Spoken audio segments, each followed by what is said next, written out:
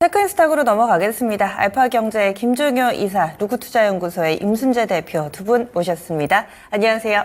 안녕하십니까. 예. 첫 번째 체크포인트, 간밤에 미증시 휴장이었으니까 유럽 쪽으로 눈을 돌려보겠습니다. 사실 이번 주 초에도 유럽 쪽에서의 정치 불안이 다소 좀 뇌관으로 작용할 수 있다라는 부분들 짚어봤는데, 실제로 간밤에 이 유럽 증시 보자면은 이 프랑스, 독일은 밀려 내려가는 모습, 그리고 영국은 사실 버티기는 했는데 강하게 오름세를 나타내지는 못했습니다.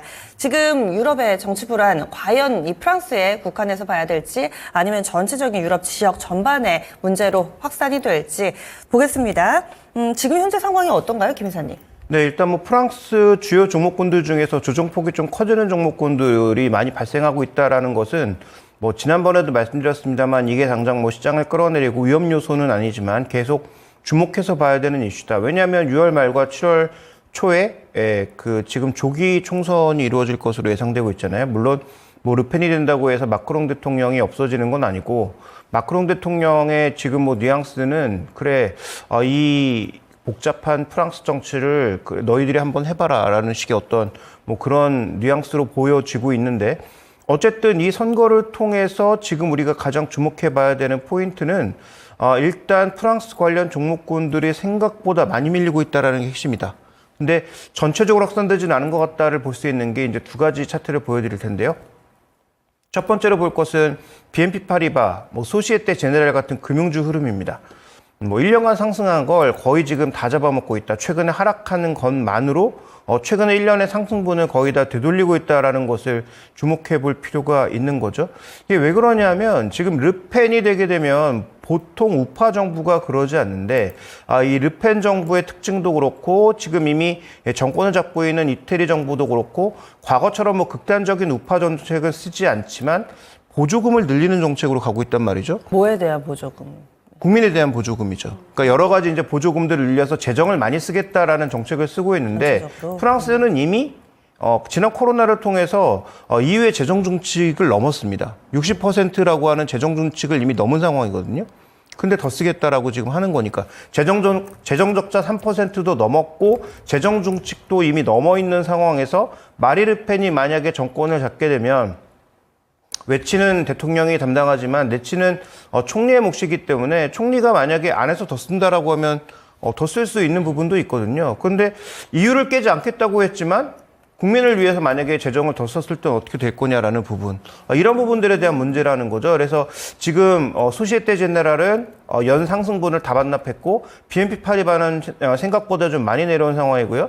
그다음에 어저께 또 유럽의 뭐 개별 이슈로 인해서 유럽의 이제 주요 기술주들도 많이 내려온 그런 양상인데, 다음에 이제 준비된 그림 보시면 유로화는 아직까지 그래도 비교적 탄탄하다라는 거죠. 버텨내고 있는 상황입니다. 최근에 뭐 고점에서는 쭉 밀려 내려오긴 했지만 그래도 오늘 프랑스의 추가적인 그런 불안감에도 불구하고 뭐 독일의 상대적인 안정감 때문인지는 모르지만 어쨌든 그래도 버텨내는 모습이에요. 그래서 독일과 함께 가장 큰 축을 이루고 있는 프랑스와 이탈리아가 유로의 재정 준칙을 아예 바꿔버릴 것인지, 아니면 재정 준칙을 바꾸지 못한다면 과연 이들의 정권의 그 교환 과정에서 환율의 변동성이 확대될 가능성이 있기 때문에 이건 우리가 어쨌든 7월 초까지는 이것으로 인해서 하락한다가 아닙니다. 주목해 봐야 될 이슈 중에 하나다라는 것. 그 다음에 지금 프랑스에 또 있는 대표 종목 중에 하나가 얼마 전까지 신고가를 보였던 그런 사치품주 아니겠습니까? 그렇죠. 뭐 캐링이라든지 LVMH라든지 이런 종목군들도 지금 다 밀려 내려오고 있거든요. 그래서 이런 전체적인 종목군들의 흐름과 더불어서 프랑스 금융주, 유로화 환율 7월 초까지는 한번 우리가 주요 체크 포인트로 계속 볼 필요가 있다. 이 말씀을 드리겠습니다. 네, 그래서 유럽 지역에서도 변화가 좀 불고 있습니다. 그래서 이런 정치적인 불안이 환율에 영향을 미칠 수가 있는데, 그러면 유로가 약해지고 달러가 추가적으로 강할 움직임에 대해서도 어느 정도 가능성을 열어두고 계신 거지, 김 이사님? 네, 그렇습니다.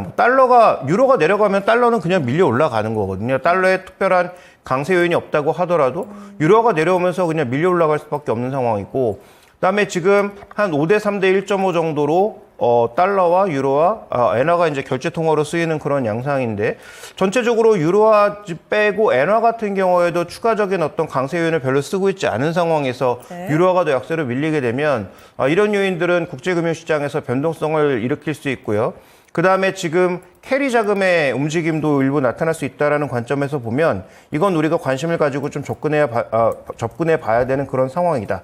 따라서 이 유로존의 정책이 혹시라도 변화한다면 의회의 변화라든지 아니면 프랑스 정부의 변화로 인해서 유럽의 정책이 변화한다면 그 정책의 변화는 실제 전략상 경제의 흐름을 바꿀 수 있는 하나의 또 근거가 될 수 있기 때문에 우리가 그 부분에 가장 주목해 볼 필요가 있겠다. 그래서 유럽의 정책이 바뀌는지 네. 환율이 이것을 견인하는지 두 가지를 주목해 볼 필요가 있다. 이렇게 말씀드리겠습니다. 네, 프랑스 쪽의 조기 총선은 6월 30일로 일정이 돼 있습니다. 뜨거운 7월이 될 것 같습니다. 프랑스는 이래저래 좀 북적북적할 것 같아요. 7월에 올림픽도 있고 뭐 그렇습니다. 유럽 지역에서 우리가 체크해 봐야 될 부분들 먼저 첫 번째 이슈로 봤고요. 다음 두 번째 넘어가겠습니다.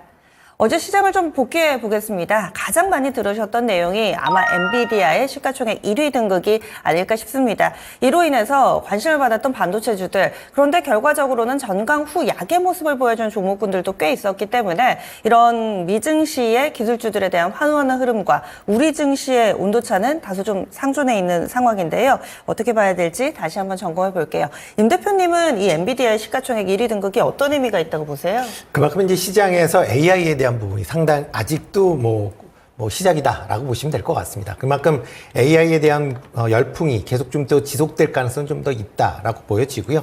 뭐 지금 현재 엔비디아뿐만 아니라 미국의 시가총액 상위에 있는 기업들이 대부분 다 IT와 관련된 기업들이다라고 보시면 될 것 같고요. 현재 뭐 미국 같은 경우도 이제 IT 관련된 기업으로 쏠림 현상이 상당히 좀 심한 그런 모습을 좀 이어가고 있는 그런 상황입니다. 뭐 대표적으로 뭐 S&P 500 같은 경우 지금 상승세를 계속 이제 이어가고 있는데요.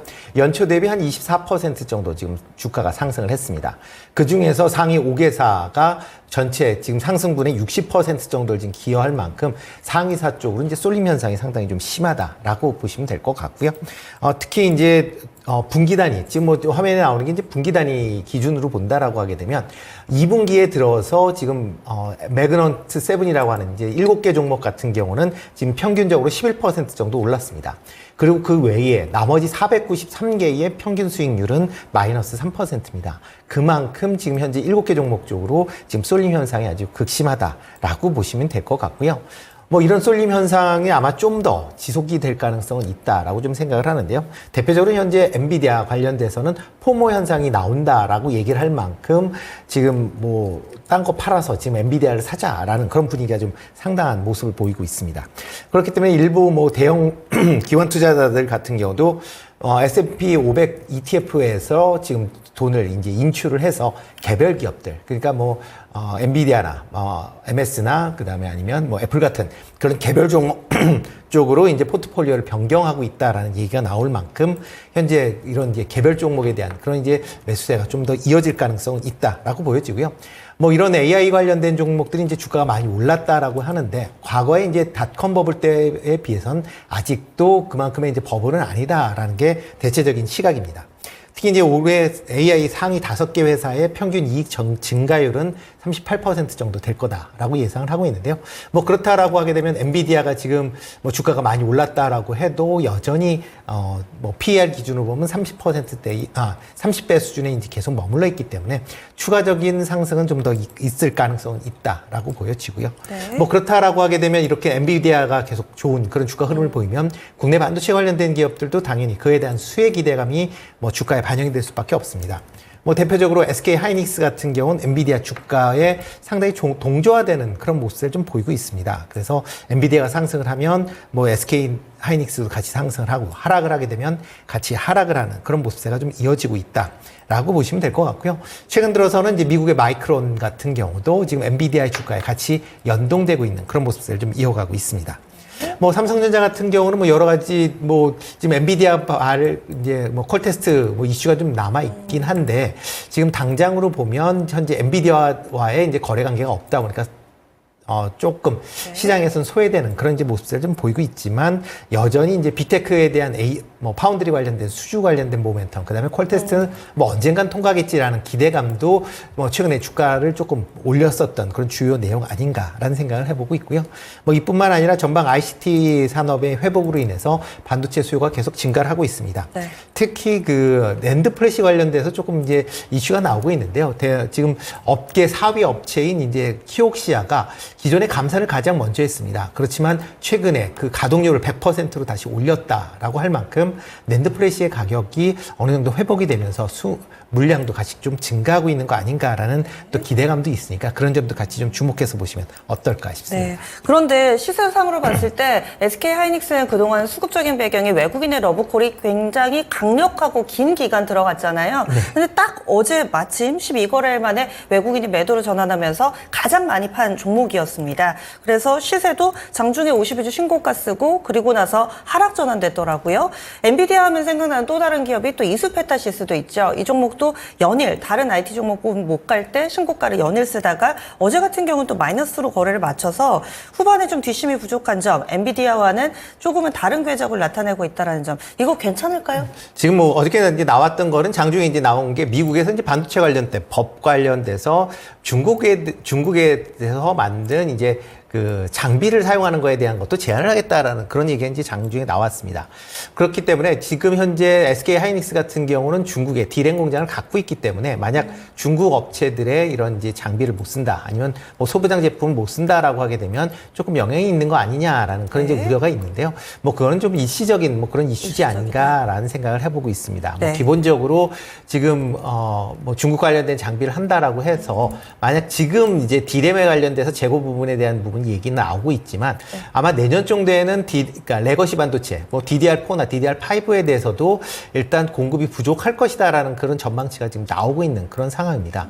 그렇다라고 하게 되면 그렇게 뭐 쉽게 그런 이제 뭐 그러니까 이런 반도체법에 대한 그런 규제가 강화되기는 쉽지 않지 않을까라는 생각을 좀 해보고 있습니다. 그러면 토픽 어떤 종목 보세요? 네, 뭐 여전히 뭐 삼성전자, 뭐 SK 하이닉스 뭐 이런 거 관심 있게 좀 보셔야 되지 않을까라는 생각을 해보고 있고요.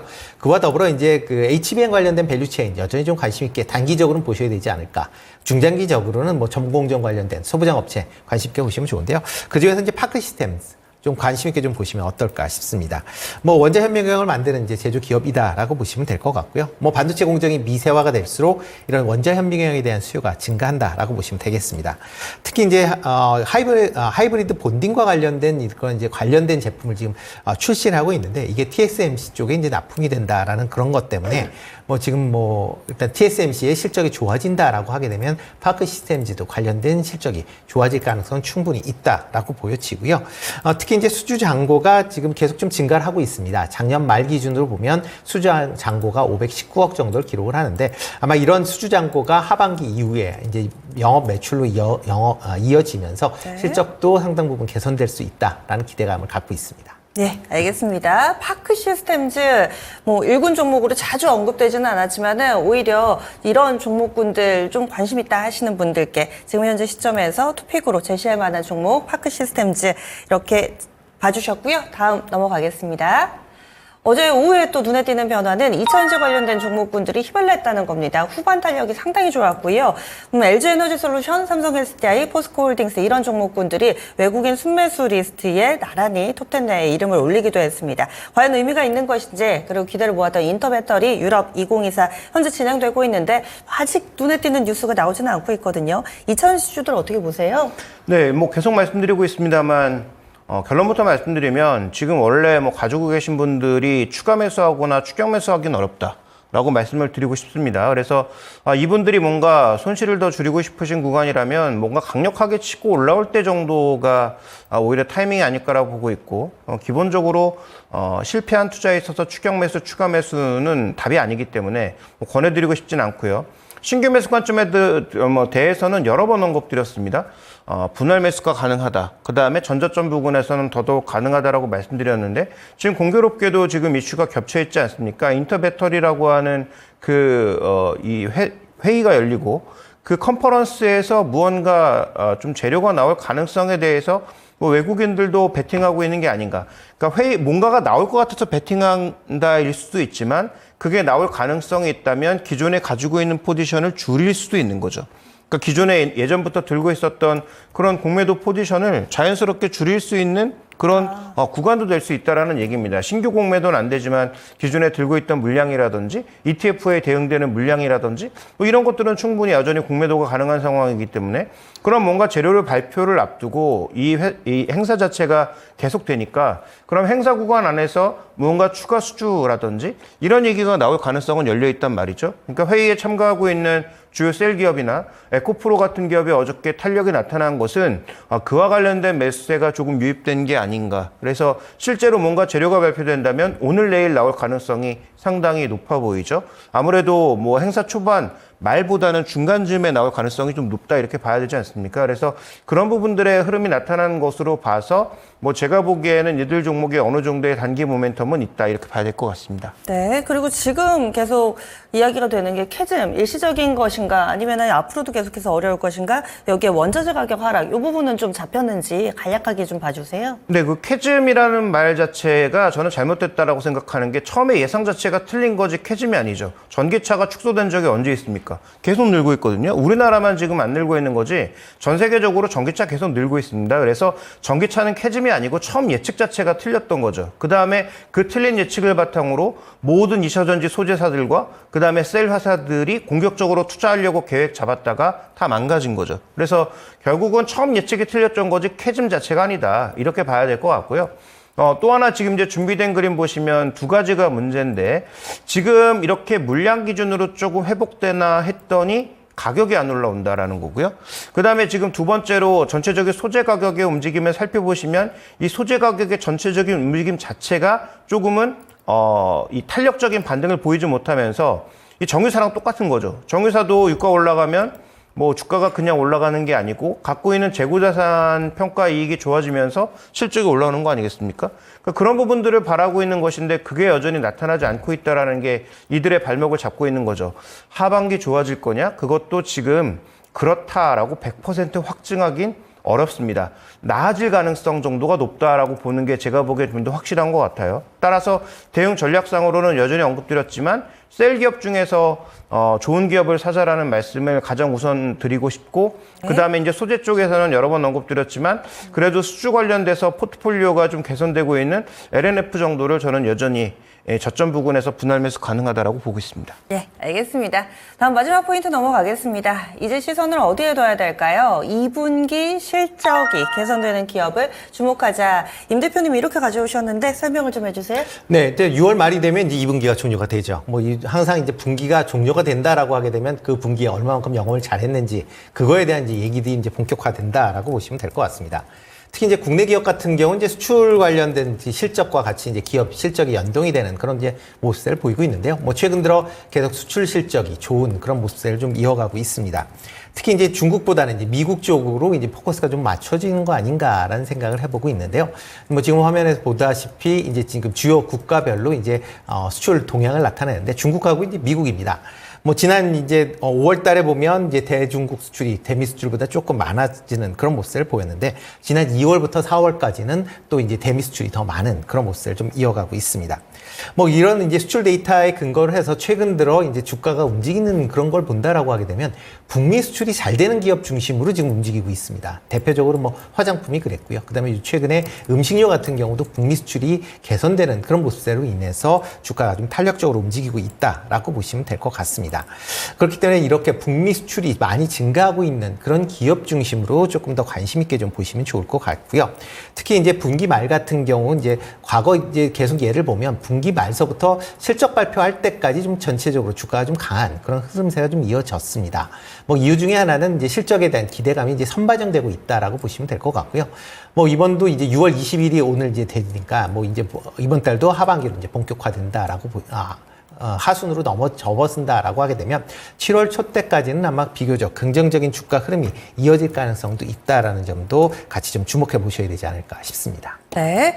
사실 지난주 이 시간에도 토픽으로 현대차를 주셔가지고 한 주 동안에도 수익을 좀 많이 내고 계실 텐데 그렇다면은 2분기 실적에 착안을 해서 토픽 어떤 종목 꼽아오셨어요? 네, 뭐 북미 수출이 증가하는 쪽 여전히 좀 관심 있게 보시면 좋을 것 같고요. 뭐 화장품이나 미용기기, 뭐 음식료 섹터 여전히 좀 보시면 좋을 것 같은데요. 그 중에서 저는 이제 원택, 그러니까 미용 의료기기 관련 회사죠. 원택 조금 관심 있게 보시면 어떨까 싶습니다.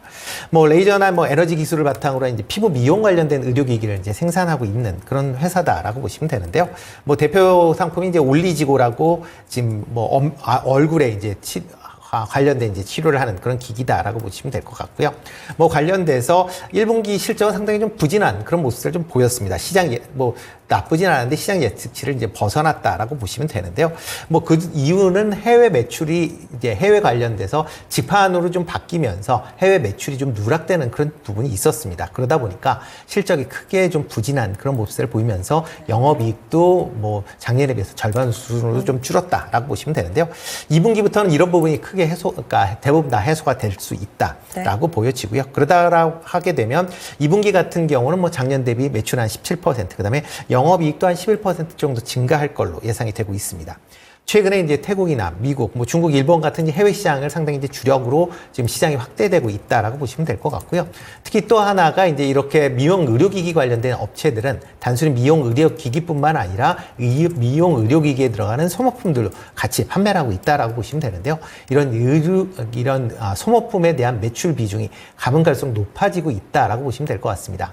특히 이렇게 소모품에 대한 비중이 높아진다라고 하게 되면 매출 안정성이 상당 부분 개선될 수 있기 때문에 향후에 추가적인 상승 여력도 좀 충분히 있다라고 생각을 하고 있습니다. 네, 미용 의료기기 쪽은 늘 수출에 있어서 그리고 실적에 있어서 모범생이었죠. 이번에도 원택 보자 이렇게 이야기를 해주시네요. 네 가지 체크포인트 알아봤습니다.